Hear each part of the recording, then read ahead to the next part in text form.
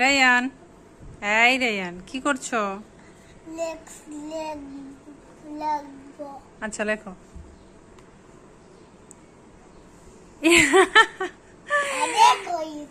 আর একটা লেখো তো।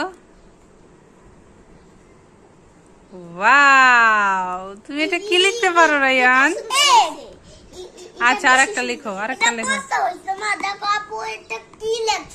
তুমি লেখো তো, সুন্দর করে, সুন্দর করে লিখবা। ওয়াও। আবার লেখো। সে এখন বর্তমানে একের মালিক। তুমি কিসের মালিক?